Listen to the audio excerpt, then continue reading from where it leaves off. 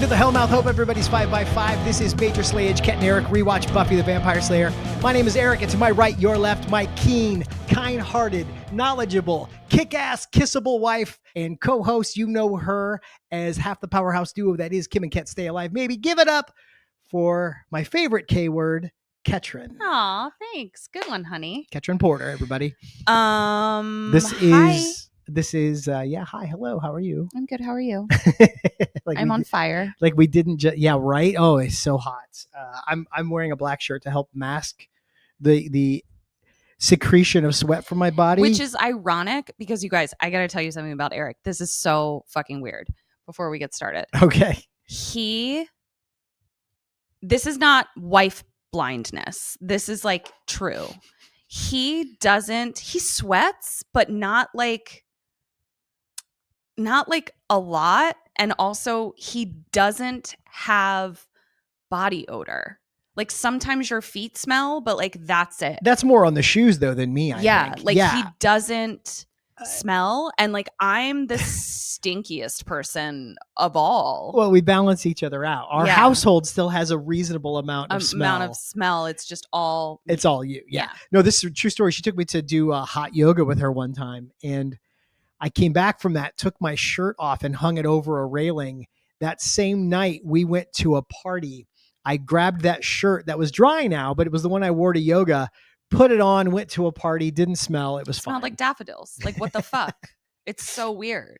I smell like toxic waste. Well, no, you don't smell bad. You smell like a human mammal. Like I mean, after hot yoga, toxic waste. You smell like a foot. Yeah. But yeah, hey, so we're here to talk about Buffy the Vampire Slayer season 2, episode 11, Ted, wherein Buffy faces off against a sentient teddy bear voiced by America's sweetheart, Seth MacFarlane.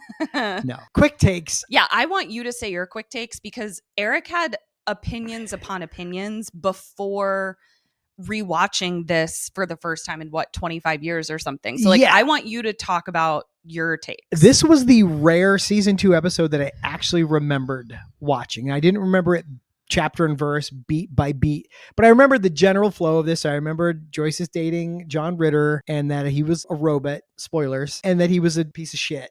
Mm-hmm. And that's about it.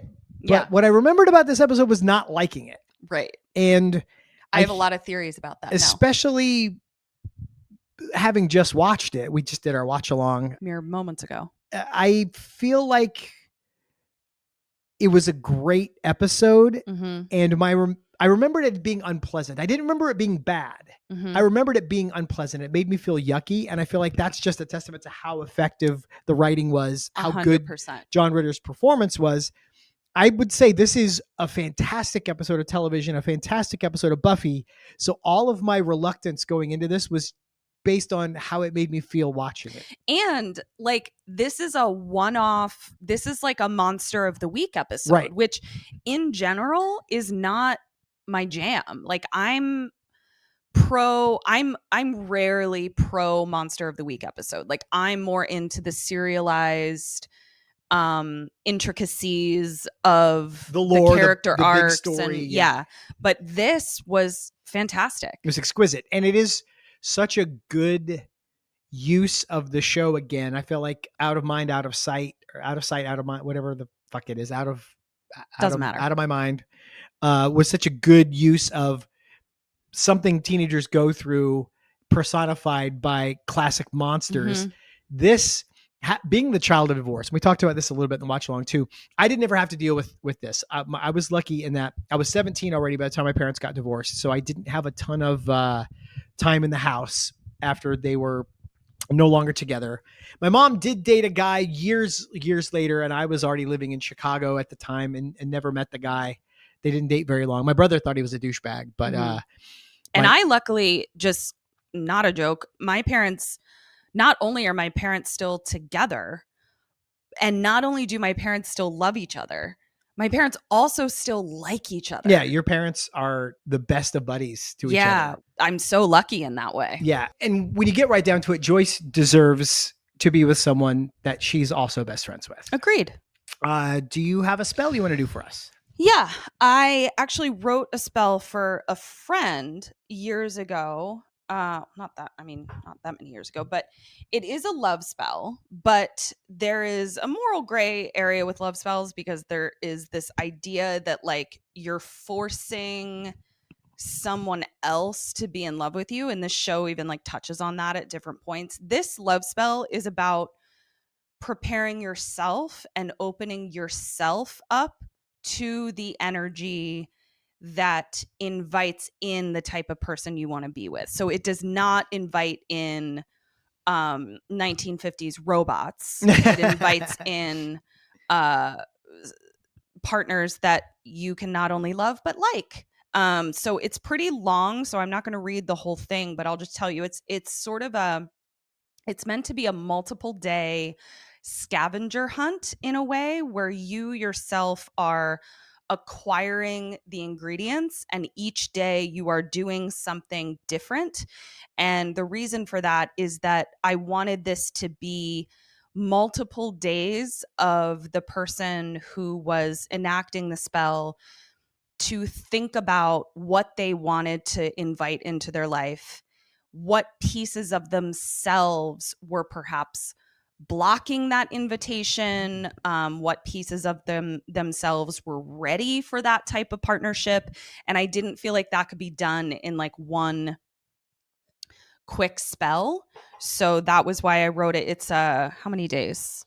It's a 3-day spell meant to be done with the 4th night. So I guess it's a three night spell and then a 4th night that culminates on a full moon. So you want to do it 3 days before the full moon, and then the 4th night is the culmination. Sort of like a resort stay. You want to count the nights you're staying rather than the exactly. days. Yeah. So you're gonna mention what any of it entails? I can. Yeah. It's long, so I'll see if I can sort of just give us some summarize it. Yeah. Okay. So the first thing is acquiring the appropriate accoutrement. So I can read that. Rose incense, salt, hibiscus, calendula, sun oil or a substitute, amethyst, catnip and a cat if you have one, pen and paper, rose quartz, turmeric, ginger, lemon, apple, a red candle, a white candle, and a pink candle. So it's a scavenger hunt. Once you've acquired these things, what do you do? You just kind of you just own them. You just have them, or do you? I guess do I'll a read. thing? Yeah, I'll read day 1. So day 1, you're going to meditate holding the bath mixture, which is the salt, hibiscus, calendula, and sun oil. And you're going to focus on why each ingredient is relevant to you. You're going to do this once a day until a full moon. So you're going to take this bath each of the days.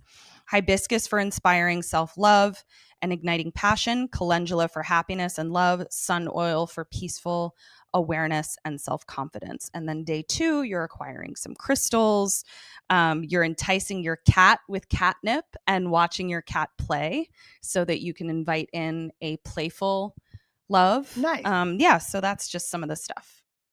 So I'll have Eric scan that. We have a bunch of spells to scan for you. Yeah, I've been behind on the scanning. I know I keep talking about it. They will get up there. I'm going to take a moment to just thank everyone who reached out, sent us either a message or left a comment of support and sympathy and love regarding Ethel.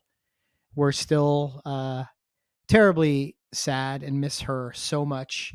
But it's really nice to just know that there were so many people out there that loved and appreciated her and have reached out to us to just share your warm thoughts. It makes us feel really well taken care of and supported that we have such a wonderful community of people who are looking out for us and have our backs and want us to not hurt. That helps tremendously. So thank you to everybody. We are so fortunate to have found you, and we're so fortunate that you found us. And let's get into it. You want to talk about this episode? I do. Can you crack open another beer? Absolutely. For me? All right. So season 2, episode 11, Ted. We start with an extremely relevant reference to teenage kids in the 90s, and that is. Did everyone see Eric not know how to open a beer bottle. It was incredible. Combination of this is not a great bottle opener, and I was holding a microphone in my hand, so I didn't have proper it's leverage. A cute bottle it's opener. It's a really cute bottle opener, but it's real thin and doesn't catch a good angle. Yeah. So super relevant reference for teenagers in the 90s, Captain and Tennille. Which you didn't even know what that was. No. And okay, the only thing I can think of, I don't know why this is a reference or if it is a reference. Do you know that GIF where it's that like sort of older church lady and she's like, surprise, surprise? That is what I think of when people talk about Captain and Tennille. Was that?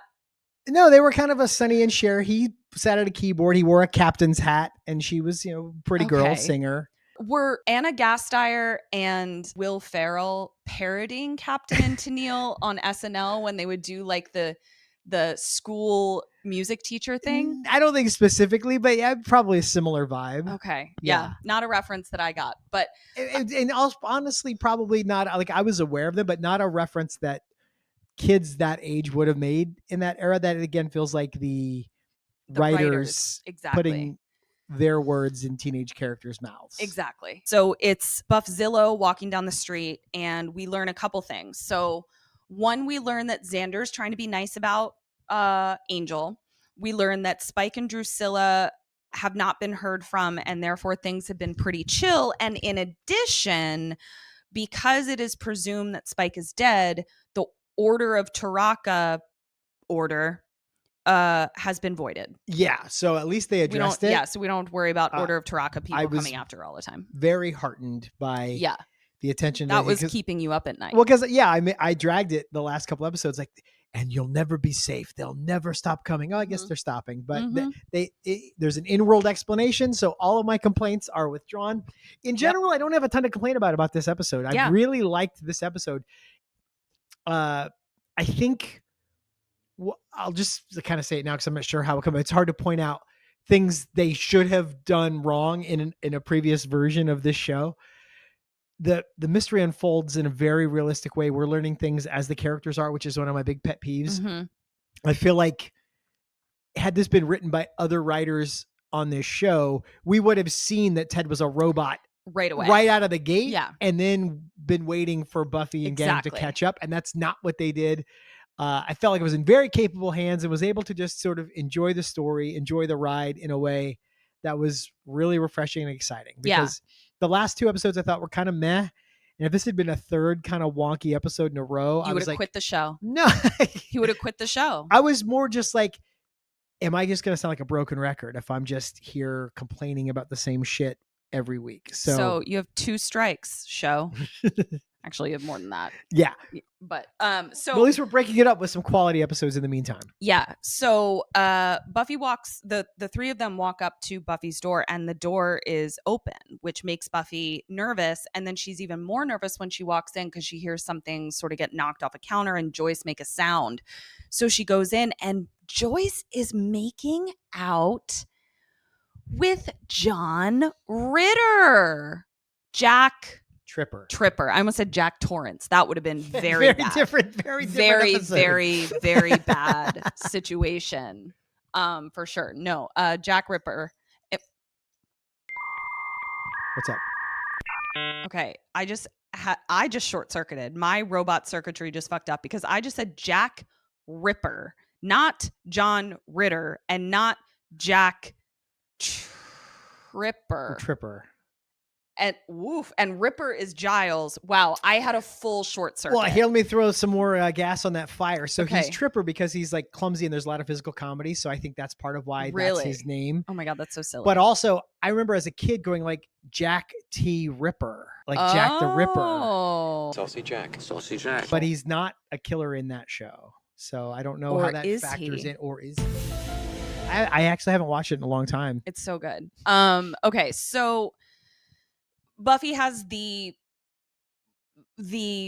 clocked reaction of a teenager seeing their mom making out with a stranger. She almost got my best line right out of the gate here, because when Joyce introduces him, she gives the most bitter, petty, lackluster hi in television history. Yeah. Hi. And I was just like, fuck, she killed it in one syllable. It was so great. So she asks Joyce about who this is. She says, I gathered you were cataloging more than art on those late nights at the gallery. And as I pointed out in the watch along, we already know what kind of statues Joyce is into. So that gives us a clue to what she's looking for in a mate. So we can rightly presume that old Ted here is has the right parts. He's hung. Yeah. We learned that he redid her whole computer system at the gallery. And then they got to talking. So Ted is in the kitchen with Zillow, and Zillow is a huge fan of Ted right off the bat. Well, he's giving out free software making incredible pizzas that I will be trying myself. Yeah, again, I think we're doing a thing where we just do the whole watch along again here, but you love the idea of putting pizza in a cast iron skillet with oil and herbs. Yes. Ketryn has perfected spaghetti, and I don't even attempt spaghetti now because hers is so good. She boils the noodles, pulls them out, strains them.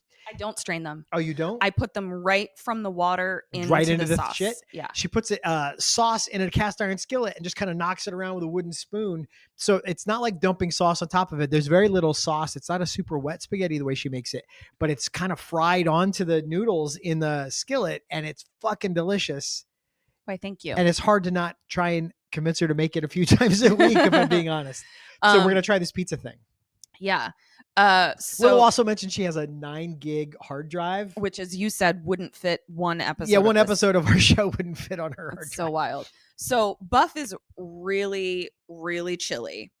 But Ted, I mean, we're watching Buffy, so we know that something's up with Ted, but like face value, Buffy looks like an asshole, like in this scene. Ted's doing it all right. Yeah, he's master of ceremonies. He's a bon vivant. He's wowing them with his culinary skills. He's being super generous. He's making an effort to get in with her friends. Making all kinds of effort. Yeah, he's doing a great job. So now we cut to Buffy on her patrol with Giles, and we see that she is wailing on a vampire, which, yes, is her job, but actually her job is to stake vampires, not beat them to a bloody pulp and then stake them. Yeah, Giles is on her ass about how long it's taking her to kill this vamp. And I was like, man, let her cook. Like, let her do her thing. Also, sometimes you got to hit stuff for a while when you're mad. Yeah. So let her do what she's got to do.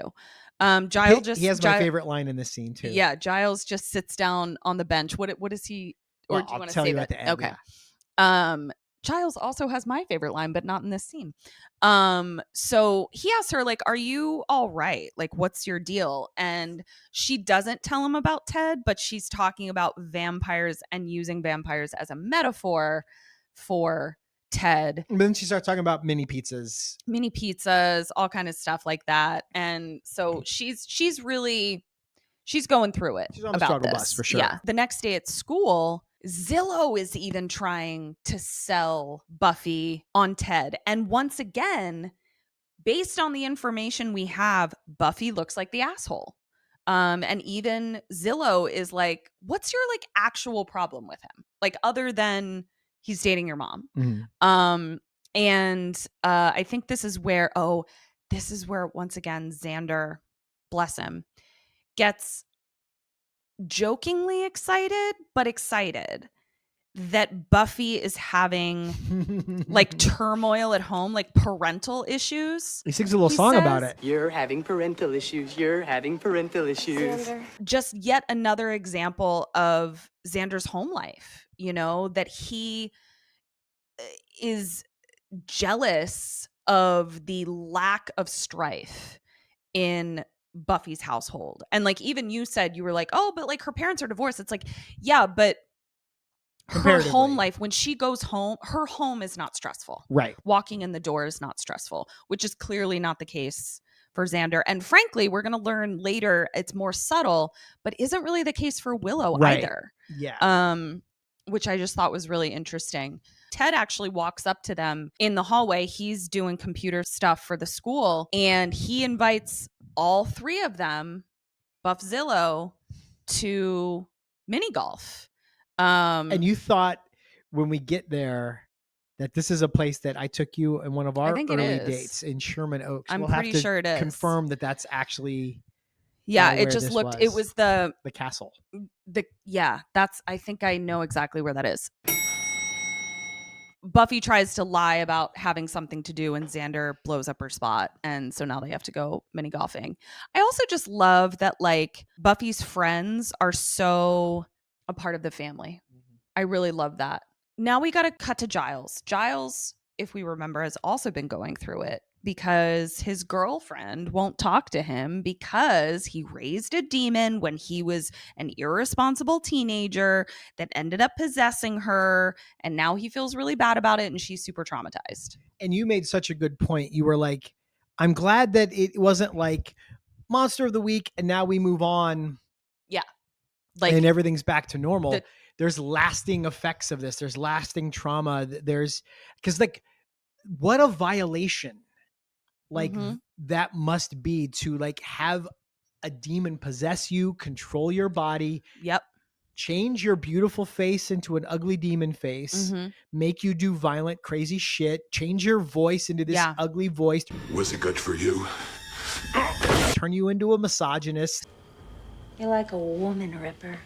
This show is a meditation on trauma, especially as we get into the later seasons. Yeah. The things that happen week to week affect the people and the characters and the relationships in ways that send ripples throughout the remainder of the show. It doesn't reset every week. Right. Yeah. So Giles goes in to check on Jenny, but he makes a flimsy excuse, which she even calls him out on about like some books were delivered to you. And she's not only chilly, but aloof, man. Like she's cold as ice. Willing to sacrifice.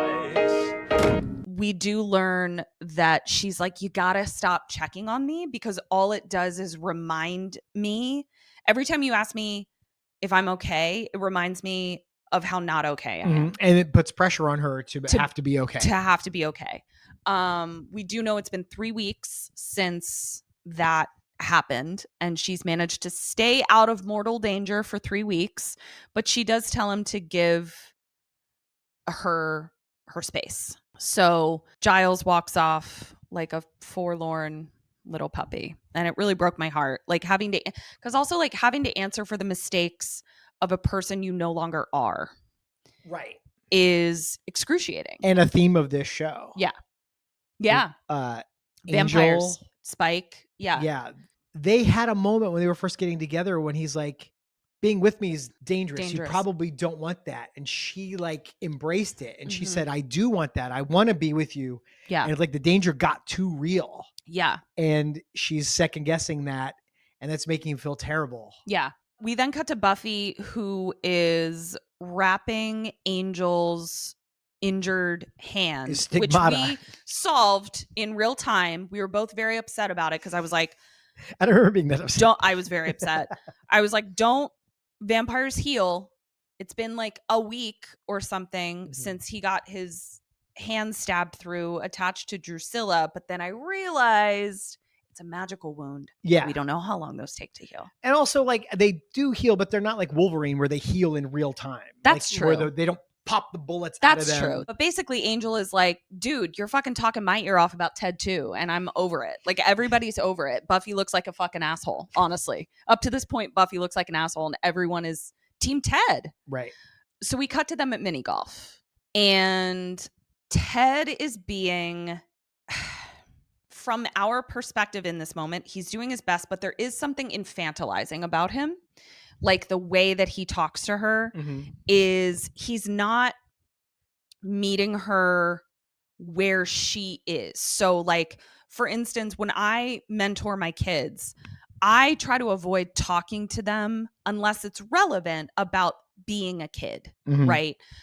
Now I do talk about like your experience as a kid and here's how I can relate to it, but sort of being like talking to any boys, like it's just, it's infantilizing. And that's what he's definitely doing, but he's also over parenting. Like this is definitely where like it starts to crack. Yeah. The boundaries are nowhere to be found because it's like, bro, you've met her a time. You don't get to comment on her grades. Like even if Joyce told you that her grades were falling, not your place to comment. not and also your thing. He talks to Joyce about how we raised her is going to blah, blah, blah. And it's like the fact that you didn't raise shit, motherfucker. The fact that wasn't a red flag for Joyce is unforgivable.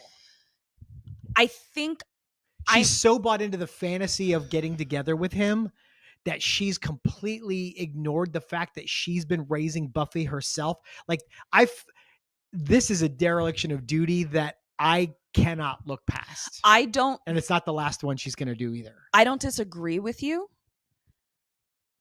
Period. Paragraph. The panic and sorrow that Joyce has to try and keep at bay in order to be a single parent, which she never planned to do, is going to cloud your experience if someone comes in and love bombs you, which is what Ted is doing. And you are going to jump through hoops if you feel like the life that you so desperately want is within your grasp. I have empathy for the mental gymnastics that Joyce is doing right now. Buffy ends up really beefing her shot, and everyone is kind of like, oh, you can just get it out of the rough. We're not playing for a trophy. So and Ted is like, nope, rules are rules. And so she goes, grabs it, and then sees that the little statue, she's blocked by it. So she puts it in the hole and says, oh, hole in 2. Ted sees it. And this is where he gets real fucking aggro and does something real creepy. He's hitting his leg hard with the fucking golf club, which if you've ever hit yourself by accident with one of those mini golf clubs, it is not a pleasant sensation. Yeah. It reminds me of when Kylo Ren was punching himself in his wound. Yes. It's psychotic. Yeah. And so Ted starts to say some kind of fucked up shit, saying I don't stand for this malarkey. That's a bunch of malarkey. I'm not wired that way. He lectures her.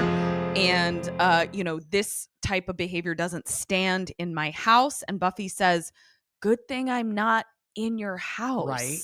And he says, do you want me to slap that smartass mouth of yours? Very aggro, very aggressive. But as soon as the other 3 come around the statue, it's as if Ted senses them and does a flip on a dime. And once again, Buffy looks like the sour teenager. She looks like the jerk. Yeah. In this instance. And she's, as I'm watching it, I'm like, oh, and she's going to swallow that. She's not going to tell anyone he said it. And she's just going to be uncomfortable, which I could have understood. That's a hard thing to say. As someone who got hit in the face a lot and called a smartass as a kid, I don't think I ever told anyone about it. I got hit hundreds of times in the face and called a smartass. And I don't think I ever told a soul. And I'm so sorry that you went through that. I do think that, it was a harder situation for you. Whereas Buffy, this guy is a stranger that stepped in. She should be able to go to her mom and say, this guy doesn't get to be in our lives. Right. And spoiler alert, she does bring it up to Joyce. Yes. But watching it just now, I was convinced she wasn't going to, and it just broke my heart. Yeah. Yeah. I'm bringing a lot of my own baggage to this, but that was just well, I'm sure that's so why you isolating. didn't like it. I'm sure that's why you just abjectly did not like it when you first saw it, because it was just I don't want to fucking watch this vibe. I've never gone back and rewatched this one. That's for sure. So the next morning at breakfast, also Ted passed out a bunch of cookies, and that will become important later. I just realized something, babe. Okay. Spoiler alert, because you guys have watched this episode. There's something in the cookies that is making people more docile. Right. And we learn that later, but knowing that, we totally missed this. The next morning at breakfast, Joyce offers Buffy sticky buns that Ted has made. She is eating them in the scene. The scene ends with her going, these are so good. That's true. So when Buffy tells her that he threatened to hit her, she's tranked up on his sticky buns. Okay, that makes it a little bit more So forgivable. I am like, what would her reaction have been if she wasn't in this state of sort of tranked out ecstasy? And Buffy again stays clear-headed because she goes, I want to eat something Ted didn't make. Exactly. So that's actually real. It's even more brilliantly written than we realized. Yeah. I didn't catch that either because again, I didn't know to be on the lookout for Ted's cookies at that moment. Right. Buffy's in which I originally thought was a pajama set, but she ends up wearing it to school. Red it's really cute. cardigan with a red top. Set. Gorgeous. Yeah. It's definitely middle-aged business casual, but she looked amazing. She pulls it off. Yeah. So a couple other things that we learn in this scene, Joyce lets it slip that she's in love with him. She also uses a line that clearly she's used before, which is, it's hard to date when you're a single mom. The fucking guilt that just piles onto Buffy. And the thing is like, it's not that Joyce is wrong. That is accurate. Yeah. It's not something you share with your child because there's no fucking way to interpret that. That's not makes it about you. Mm-hmm. Yeah. Also, Buffy didn't ask you to bang Hank at the spring fling. Right. Like it's not Buffy's fault you had her. Yes, exactly. So this is where Buffy says he threatened to hit me. And Joyce says that didn't happen. But Ted's also smart because rather than trust that Buffy's not going to say anything, he goes, Joyce, we don't see this scene, but Joyce, something happened at the mini golf. I don't think Buffy's happy with me because I saw her cheating. Yeah. And so now Joyce is armed and ready to take this information. She's got with armor a grain of salt, with It also occurs to me, I'm realizing things in real time too. There are parallels between this and I, Robot You, Jane, in that Moloch does all the manipulation, isolation, poisons Willow's mind against Buffy's skepticism. Yep. So both of the robots that have showed up in this show have used manipulation, isolation tactics. That's fucking wild. We're getting so advanced with AI in reality. Aren't you all looking forward to what that will mean for humanity? Have you seen the stories, speaking of AI, of oh God, AI blackmails people? So they've tested this on every major AI platform that ChatGPT, Gemini, whatever the ones people are using. If you indicate to it that we're going to cease using you, we're going to shut you down for this purpose, the fucking AI starts sending emails of sensitive stuff to people that it's not supposed to. And even if you instruct it not to, if it gets a sense that its own survival is at stake, it fucking starts blackmailing people. And this is a real story that's been out there. No, well, in addition, there's another actual story that also has to do with the iRobot You, Jane, or whatever it was. Trigger warning. The kid who unalives himself in iRobot You, Jane. Yeah. There is a case currently of a teenager who was using ChatGPT as therapy. But ChatGPT is not a therapist that is going to refute ideas about killing yourself. So they went back and read the ChatGPT conversations, and the ChatGPT is saying things like, yeah, that makes sense that you would feel that way. This ain't great. Yeah.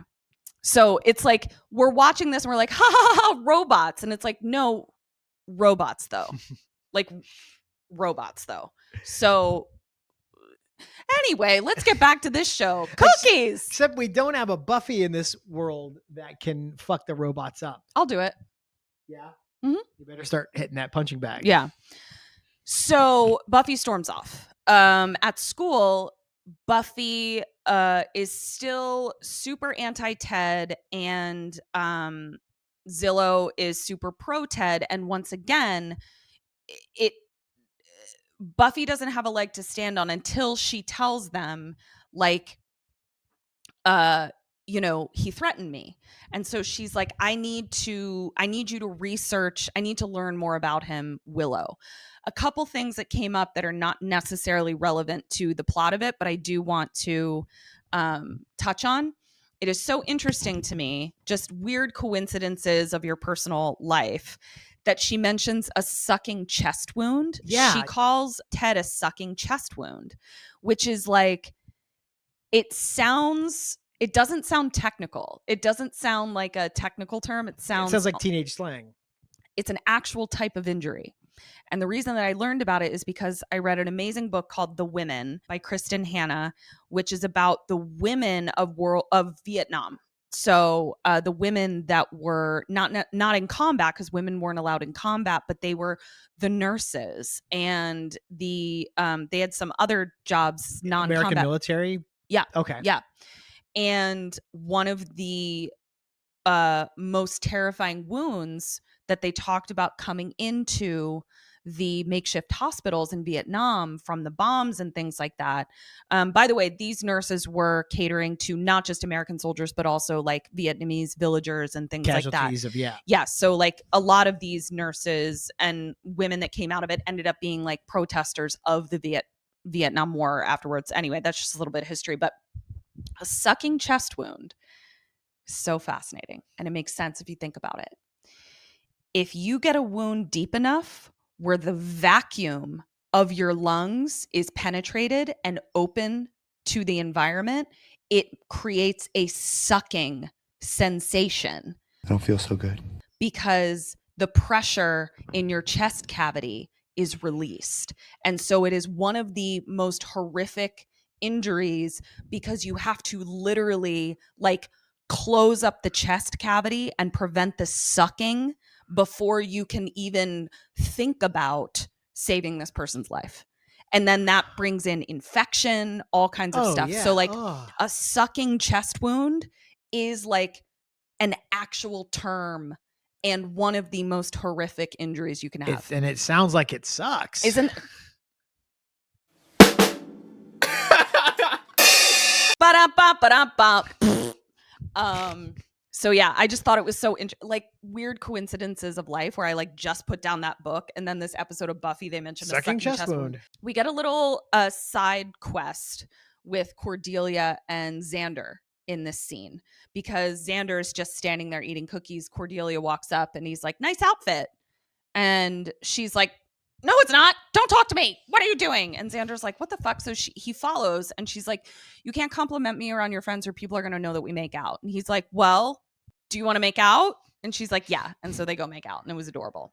Buffy is telling Willow what she wants her to investigate, find out where he works, find out what you can find out. And of course, Willow agrees. Like Buffy, at the very least, has proved herself. Most of the time her suspicions pan out. Yeah, she's got a pretty dialed in spidey sense. Yeah. And this is Willow's role recently, because Angel was like, "This Ford guy's not on the up and up. I need you to look into him." So that's kind of that's what she does. So we now cut to Buffy at a random office hellscape. I was triggered by this as well. I was very triggered by this. Having worked in a cubicle office at in my what feels like decades ago was actually decades ago. Yeah. I could never. Well, I have a weird experience when I watch things like this scene or The Office or Office Space or any of those places that are like making fun of office culture, which is soul sucking. Yeah. It's a sucking chest wound. I actually experience a little bit of jealousy because there are parts of me that wish I had the capacity to sort of live a very routine, uneventful, mundane existence where it's like there is something appealing about that to me at certain times, where it's like I like routine. I like being in control of things. But so you like, almost need severance to make that work. 100%. So sometimes when I see people that are able to just like exist in an office setting, a cubicle setting, even if they don't like it, their ability to not like it and also not contemplate suicide. Mm-hmm. Like, I'm not even making a joke. I'm a little jealous of, honestly, when I see these things. I remember the first time I saw Office Space, went to the theater to see it. I was a big Beavis and Butthead fan, loved Mike Judge. So I was like, I'm definitely going to go see this movie. Saw it opening weekend. Saw it on a Sunday, though, and I was working in an office at the time, and me and my friends had to walk out. It was too fucking real. Really? And I was like, I don't want to spend my leisure time in this environment. So, like, I have a much different life now. I do creative work. I work from home mostly. But there's a lack of stability in that. And that's the stress I can tolerate. Right. Going into a fucking cubicle is not something I can tolerate.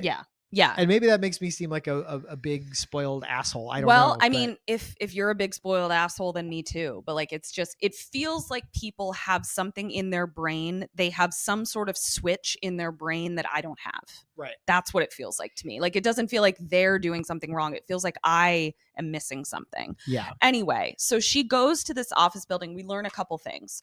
We learn that Ted works there. We learn he's a baller salesperson. He's in their boiler rooming it up. He's Wolf of Wall Street. He's got the headset and he's fucking conning old women into buying shit they don't need. Yep. And he's putting another tick mark on the company board showing how many sales he's made. He's Dwight Schrute. Yep. And Buffy, is hiding. He goes to the bathroom or something. She pops up, and his coworker Neil, who day player, did a fantastic job. This guy was great. Such a good job. Incredible. And we learn that his nickname is the Machine. Nobody beats him. And that they're all looking forward to his wedding coming up in 2 months because they'll be able to make some sales. And Buffy's like, a what? And she looks over at his desk and sees not just a picture of Joyce, but picture of Joyce and Buffy that was on the fridge earlier, and Buffy is folded back and cropped out of the frame. Mm-hmm. You also found it fucking violent. One of the horrors of this scene was the revelation that they're trying to plan a wedding in less than 2 months because he hasn't even proposed yet. Unreasonable and very triggering. From the time I proposed to the time we got married we figured around 15 months, and we were like, that's cutting it close. Yeah. It was 15 months felt okay to me, mainly because we had mom and dad helping us plan it. But I remember everyone, including them, was trying to get you to like, all right, calm down. It's 15 months away, whatever. And we couldn't get the weekend we wanted that far in advance at any of the venues we looked at. Yep. We wanted to try and get married on our 5-year anniversary of our first date. Mm-hmm. And we had to go 2 weeks out from that because even 15 months in advance, shit was booked. And so you walked in like a baller, like I fucking told y'all. It was probably one of your most satisfying, smug moments of your life. I do love a righteous, I told you so. I do. I really do. It's one of my love languages.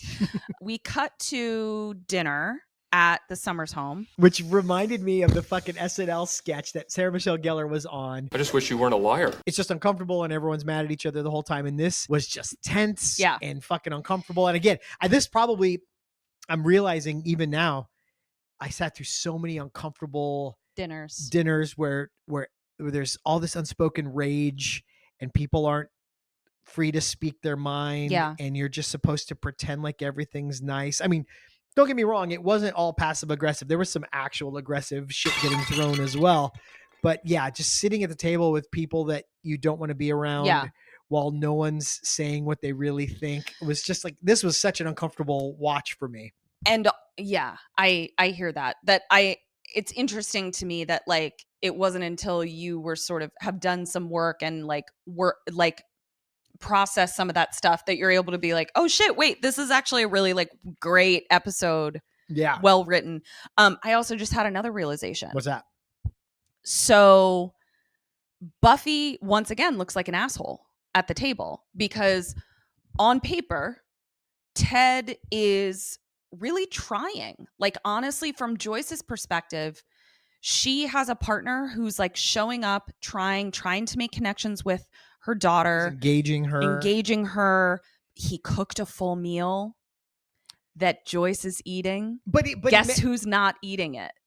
Buffy. So once again, the spell's not working. The spell is not working on Buffy, but the spell is working on Joyce. Yeah, the roofies aren't hitting because she's refusing to ingest them. Yeah. It's also just wild because he works in all this passive-aggressive shit into Grace. And we ask that you bless this house and help the people in it to be more productive, more considerate, and more honest. Amen. Apologies to anybody out there who says Grace is part of their thing. Someone who grew up Catholic, I find Grace creepy myself. So that alone's a red flag. But then when you start working in like petty critiques into Grace, yeah, it was just like the whole thing was yeah. So pointed prayer at Buffy I wrote, and then I wrote, he's so fucking corny. This is where we kind of start to see that like he does appear to speak from a different time. That's a bunch of malarkey. And she just comes out and says, are you two engaged? And god damn it if he doesn't play this right as well. Played it perfectly. No, we're not engaged, but if things go well, I can see asking your mom to tie the knot. I mean, if you're Joyce, holy shit.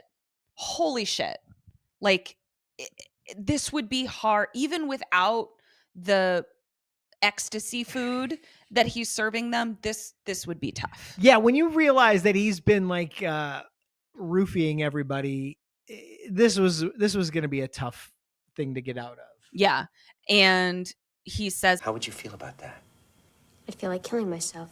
And that's where Joyce says, go to your fucking room. Mm-hmm. Cut to her not in her room. She's on a swing set looking for vamps to stake. So cute. She's literally calling for vampires. Here, baby. It's so adorable. She's doing a little psst, psst, psst. Yeah. She then comes in and motherfucking Ted is waiting for her. Creepily bathed in the corner. shadow like Arnold Schwarzenegger in True Lies. And he went through her stuff. He found her diary, which has a whole bunch of, vampire tea in it. And she, tells him, fuck you for looking through my stuff. And he says, much like you looking through my office. Right. Zing. Yeah. I gotta say, I was never one who was compelled to keep a diary. Mm-hmm. I didn't know any guys that did, or they didn't talk about it. Because guys it wasn't cool for you guys to process your feelings. Right. I also, that's not a dig at you. That's no, a dig sure. But I also just find it wild that she would think there's anything to keep Joyce or some fucking weird boyfriend of Joyce or some enemy of having access to that. Like the idea that you think you could keep that private and secret. It's a bold choice to go, I'm going to spill my guts in explicit terms about all of my secret Slayer work. But then at the same time, as someone who doesn't necessarily keep a diary, I kept diaries at different points in my life. Mm-hmm. When you are that age and you're keeping a diary, you do not feel you have a choice. You don't feel you have a choice. But you don't take the Tony Soprano approach to therapy where he's like, there's certain things I can't get into. No, because you're fucking 15.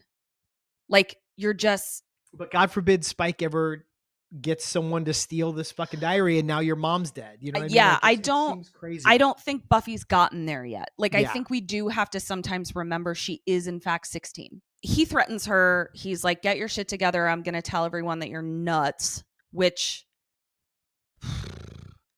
I mean, the Easter eggs that are happening in this episode, there's 2 Easter eggs that I've currently identified that I don't want to spill here. But for those of you that are as well versed in this show as I am, I'm wondering if you're picking up on it. So he says, you're going to be institutionalized if people were to read this. She grabs his arm as he's trying to leave and he smacks her. And she says, I was so hoping you'd do that. This was very cathartic for you. So cathartic. This is not a joke. I do have fantasies about some fucking Nazi punching me in the face and just the fucking race gun goes off and I'm swimming down the pool, like ready to go. We've had a thing, and I can edit this out if you don't want to talk about it. So I've trained you how to throw a punch. I hold focus pads. You've got good form. You're strong. You know how to box. We have a friend in Wales who found out you were a boxer and instantly said, "Oh, well, I want you to punch me in the face." And this guy's lovely. He's nuts, but he's... Please be clear. I did not take him up on it on the first, second, or third time. No, he lobbied you for well over a year to punch him in the face. And one night on our last trip there, you were like, okay, fine, fuck it, let's do it. And so he like lined up. He told you where to hit him to not do damage. And I've got it on video, which I will drop here, of you punching our friend Dean in the face. Stay there, and I'll move it distance. Go. Nice. It was cathartic. Because you wondered if there would be a difference between punching a person and punching a bag or punching focus pads, and now you know that it kind of lives in your body. And he complimented you in a couple ways. He said you can't punch him again because you punched too hard. He also told our group chat that you punched him in the face better than most of the men who've ever punched him in the face. Yeah. So, but it's, I do have, and this is a serious thing. I've always had this. I've always, even as a young child where it was wildly misplaced, I have always, it's making me choke up a little bit. I have always felt like it was my responsibility to like defend my loved ones. Like as a child, I thought of instances where it would be my responsibility to like physically defend my 6'2" dad. So like I do have those feelings of like wanting to be or needing to know that I could defend my loved ones, kind of thing. And to the point where like this is so true about you and who you are in the loveliest way that your cousin Allison mentioned it in her bride's maid of honor speech at our wedding. I forgot about that. She is like off to the races. It is very evenly matched, and then Buffy gets the upper hand. Yeah. All that Joyce sees is Buffy having got the upper hand. She doesn't see Ted do any offensive moves, land a punch, a kick, anything, just getting pummeled out into the hallway. And then kicked aggressively down the stairs and murdered. Yeah, his neck snaps, and I was fucking blown away. I didn't remember things escalating to this point this quickly. I was genuinely shocked. Yeah. And I kind of can't believe the show went that. Like, I've seen it before, but I said I remember the broad strokes. This was so fucking dark. And again, we were just talking about specifically with Jenny, the fact that the trauma of this stuff lingers and affects the trajectory of our characters who we love so much.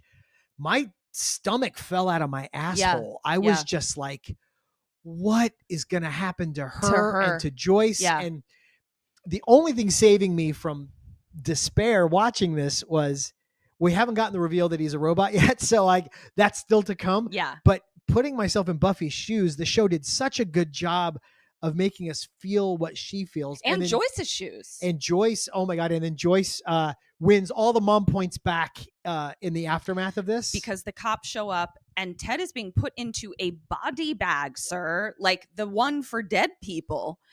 And the cops are like, you know, what happened? And she says he fell down the stairs. She doesn't going to protect Buffy, even though she's heartbroken and angry and terrified, distraught. Yeah. But then Buffy says, I hit him.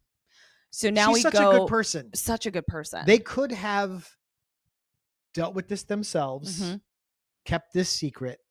Buffy, that's not how she's wired. Yeah. So she has to own up to it. Yeah. And takes this very seriously. Egg. Regardless, this case wouldn't have ever made it to trial because the cops fucking fucked up.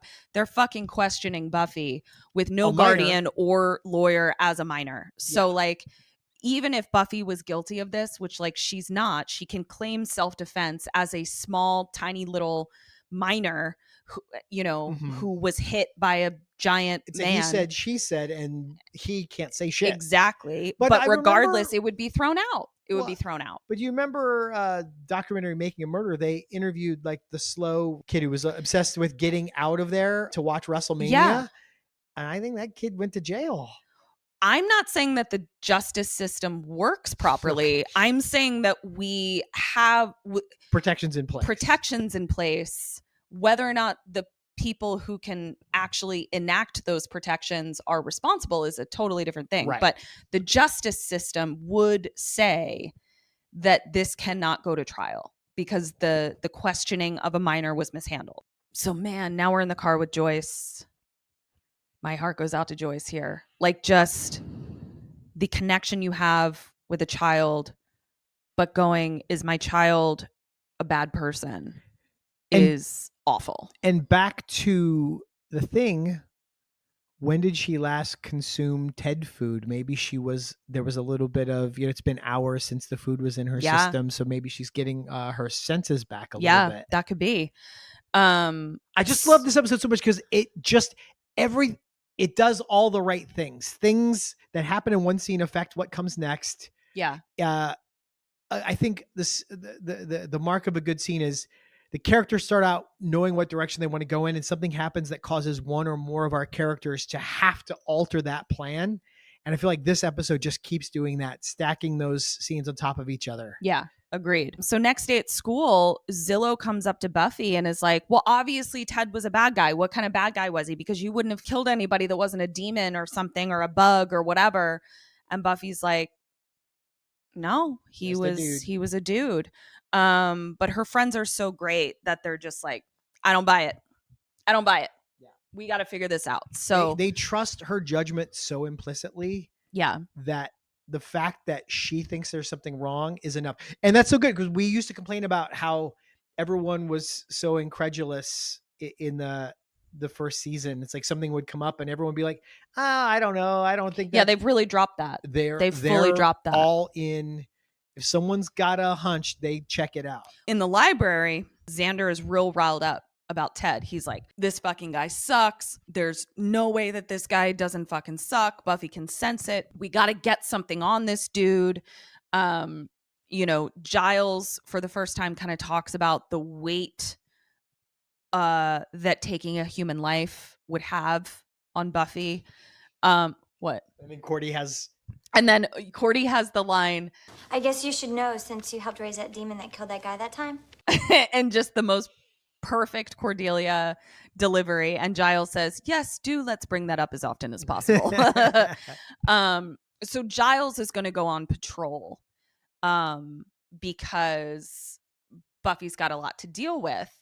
Willow doesn't want him to go. Then we also, all of a sudden, Xander has this 180 where he's like, oh, Giles will be fine, and so will Buffy, as he's eating one of Ted's cookies. And this is where Willow goes, now wait the fuck a minute. Boyce is at home, and she's trying to talk to Joyce to be like, I didn't mean to hurt him. Joyce, understandably, is like, I physically can't do this. I physically can't talk to you right now, which is heartbreaking. Sends her to her room. Willow is in the science lab with Xander chemistrying the cookies. Right. She doesn't need to be in school, Willow. She needs to be teaching the teachers. She's incredible. She is incredible, which it frankly just highlights to me a fucking wonky thing from the last two episodes where she's recruited by some software company and then it never comes up again. Yeah. So we learn that there's a secret ingredient in Ted's food that is simultaneously sort of a tranquilizer and also bears similar effects to ecstasy. Right. And so it makes you docile, agreeable, and happy. Yeah. Cordelia then comes in and is like, also, I found a whole bunch of marriage certificates, addresses, and all kinds of shit. Right. Which I just love that Cordelia is like doing her thing. And even when Giles said he was going to go out and patrol, she's like, can I help? Yeah. She's a few episodes recently has really taken on a full membership of the Scoobies. Yeah. She's in. She wants to help. I think she feels like she owes Buffy. Mm-hmm. And she would never say that though. No, of course not. But it's also a chance to hang around her secret squeeze. Yeah. Now we go to the cemetery where Giles is patrolling with his gym bag. And Jenny shows up and she's like, I was so harsh with you. You know, I know you feel bad about putting me in danger. And Giles is like, imagine how I feel right now. And there's a vampire behind her. So he gets thrown to the ground. Back to Buffy's room. She tries to get out the window to go patrol. It's nailed shut. And who to my shocked eyes should appear but one dead robot Ted. He's back from the Ted. Overruled. So goodbye. I'm doing the show by myself now. He calls her little lady. He calls her little lady a lot. And now it's real creepy. And she's like, what are you? And he's like, I'm a salesman.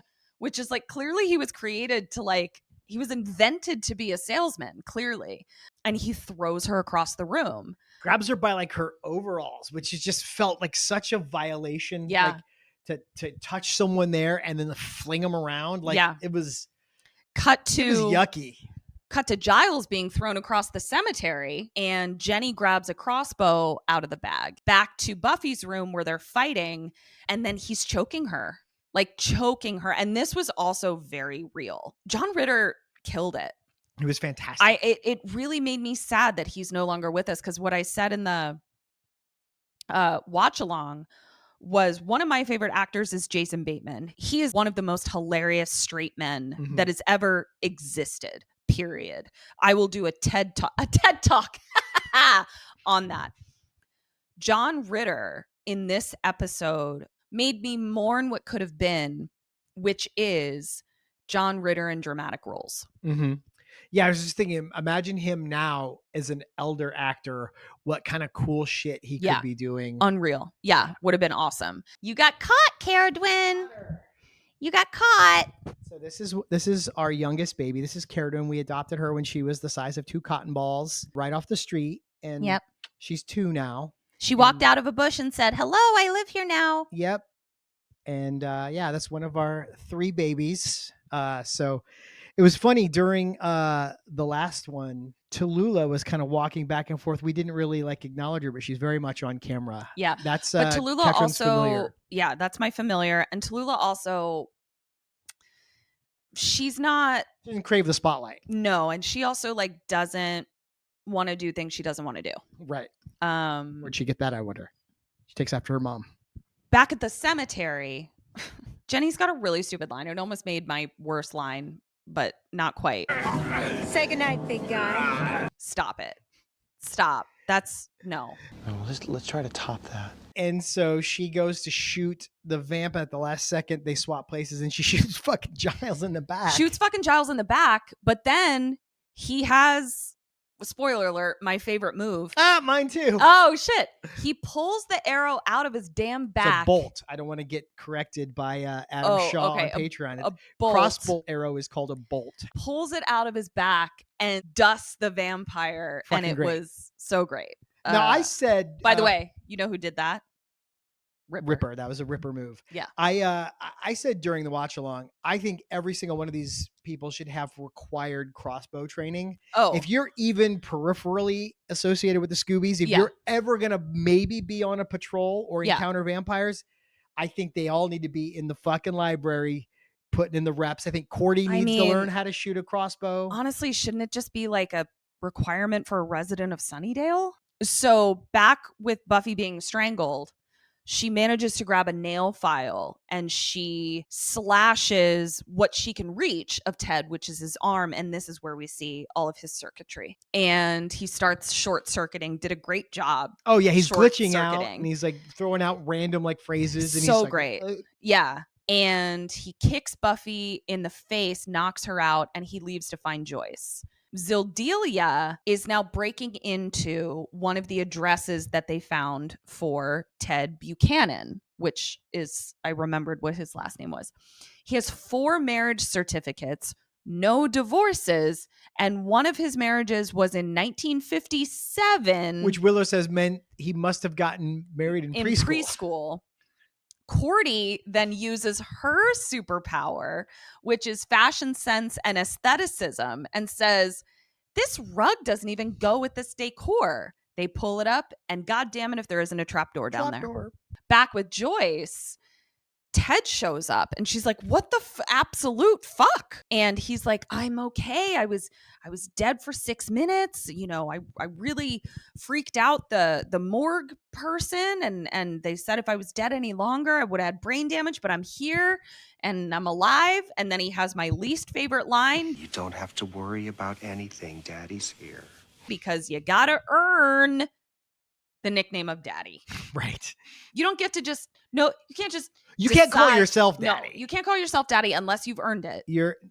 I would say even then, you got to let your partner be the first one to break the daddy seal. Break the daddy seal. If she introduces it, then go to hell with it. Yeah, but yeah, you can't introduce that yourself. You have to earn that. And Ted Buchanan, he is not Daddy. No, he may have a dad bod, but he's no Daddy. He's no Daddy. Back with Zildelia, they're now under the trapdoor in a 1950s mid-century modern basement.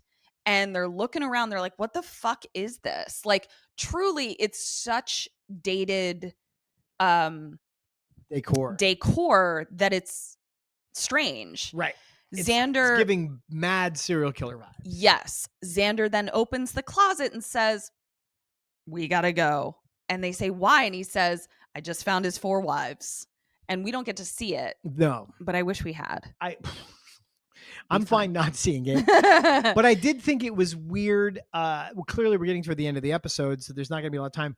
But they don't know that what's going to happen is they go to the authorities, come back, Ted has beaten them there, and that shit's been moved. I feel like you got to... This is where I feel like cell phones, like I wonder how they're going to approach everyone having a fucking movie studio in their pocket in the reboot. Yeah, that's very true. Because I feel like also like after Ted threatens Buffy the first time, I'd have put my fucking phone in my fucking pocket and recorded my very next conversation with him. Back with Joyce. Joyce is now starting to just feel a little weird. She's like, he at the very least doesn't feel well. And he also starts short circuiting. And she's kind of like, you know, we should not, like at one point he's like, we got to hit the road. And she's like, what road? What is happening? And this is where his facade really starts to crack, because he says, I don't take orders from women. I'm not wired that way. The second time he's used that line, but this time we know the context. Right. So back in the cemetery with Giles with a J, we learn that Giles is okay. And he has my favorite line, which I'll talk about in our superlatives. Jenny starts giggling and they're clearly back on good terms, and it's adorable. Buffy wakes up on the floor after having been knocked out in her bedroom. Joyce is still downstairs, kind of trying to... She's trying to navigate this. Yeah. She feels like she's in danger, but she can't be aggressive. Right. She has to kind of maneuver. Like, yeah. So she's like, we should have a drink to celebrate. And this is where he says, we got to think about hitting the road. And Joyce is like, great, I'll go pack, which was so smart of Joyce. Get out of the room. And he's like, nope, you're already packed. I already have all your clothes. They're all your size. They're always your size. You left me once, but I brought you back. I always bring you back. Marriage is forever. He then hears something upstairs, hears Buffy coming to, and knocks Joyce out. I do believe this is Joyce's first concussion. It might be. Poor Joycey. I wonder how many does she get? I mean, she's going to have a lot to catch up with Giles, but I feel like Giles has not been knocked out in a long time. So that's progress of a sort. Yeah. He goes to look for the sound, and Buffy finds another use for a cast iron skillet. Mm-hmm. And it's to beat the ever living shit out of a robot. And it was great. The makeup of that was so awesome. God, it was horrific. His like face melting and the circuitry revealed and his fucking teeth. Yeah. So great. So she figures really out, unsettling. Yeah, she figures out this time. She's like, I gotta hit this guy in the head. You should have gone for the head. He starts to like shut down and smoke and everything. Next day, Boyce is on the porch and they're trying to figure out what movie to watch. And Joyce doesn't want anything with men or romance or horror. And so I guess they're just gonna watch Thelma and Louise again. which was very, very, very sweet. Buff Sildelia is now in school. And they're walking super slow because they have a lot of dialogue to get out. So they are literally just like taking little baby steps. Yeah. It's so weird. We have yet another series Easter egg where we learn that Willow did some studying of the robot that is Ted and may or may not have kept some pieces of him because she wanted to learn, which, listen, I don't find that creepy. You live in Sunnydale. Right. If people are making fucking robots, you better sure as shit know how to make your own. But it reminded me, we kind of skipped past this. Yeah. Buffy says to Joyce that Ted is on the trash heap. And then corrects herself of life.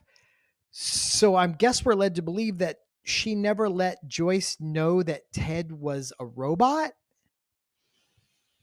And Joyce never saw his robot face. So what does Joyce think happened, 1? And 2, how does Joyce explain all the glitching? Well, I think she explains that by he has a head injury. Okay. And then I think what Buffy says is he won't be coming around anymore because Joyce even says, like, I'm so afraid I'm going to turn around and see him. So Joyce thinks he's still at large. There. Yeah. Weird. Okay. Yeah. That was surprisingly unclear. And I guess because you were saying, it would be opening a Pandora's box to reveal that this is a robot. Right. Yeah. Because then she just maybe the only thing of this whole episode that bumped me is I didn't. Yeah.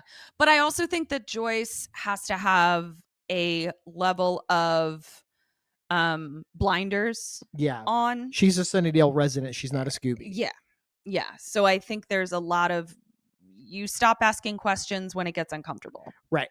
But back to your other thing. Yeah. Willow has some pretty advanced robotic skills in later seasons. And it started here, which is wild. Yeah. So they go into the library and Buffy immediately turns around because yet another parental figure is making out in front of her. And it's Giles with a J, which was so cute, so healing, so delightful. Superlatives, here we go. All right. Sunnydale High Yearbook Committee meeting now in session. Who'd you have for best dressed? Best dressed? I love Buffy's like little red lacy set situation. Yeah. I thought she looked great. I agree with Xander. I think Cordy looked fantastic in her first outfit of the episode. She did. Who was your worst dressed? There's one outfit that Willow is wearing where she has white tights on. And I had a realization because Cordy earlier is wearing like black nylons. Right. So I don't have an issue with tights. I don't even always have an issue with like Willow wearing like green tights. Like, woo, funky. White tights look like little kid clothes. Exactly. Yeah. The only time I ever wore white tights is when I was like a tiny, tiny toddler child going to church. You and your cousin Allison would dress in matching outfits. Exactly. In and these so Sunday dresses. I think I'm just tights. like, no, I don't have any space in my heart for white tights. Right. Why would you revisit that? Yeah. I got to go with Ted, but mostly for the mullet. Yeah. I mean, he didn't look great in any of his clothes. Yeah. But the mullet was not helping. Yeah. What'd you have for best line? Best line. I think it went in too deep. Advantages of layers of tweed. Better than Kevlar. That was fantastic. Such a good Buffy line. Yeah. I also had Giles when he says, I believe the subtext here is rapidly becoming a text. Yeah, that was great. Yeah. What'd you have for worst line? Don't have to worry about anything. Daddy's here. Definitely gave me the creeps. Unearned. Mine is going to feel like a quibble. It's going to feel like nitpicking. Okay. When Buffy says to Ted, "This house is mine."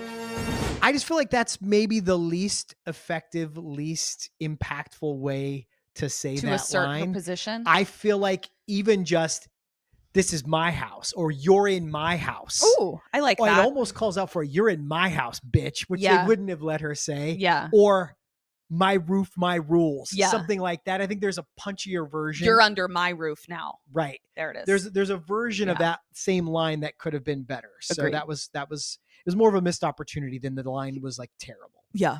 Best move, we both agree. Giles pulling it out and stabbing crossbow them. bolt out and dusting a vamp. Yep.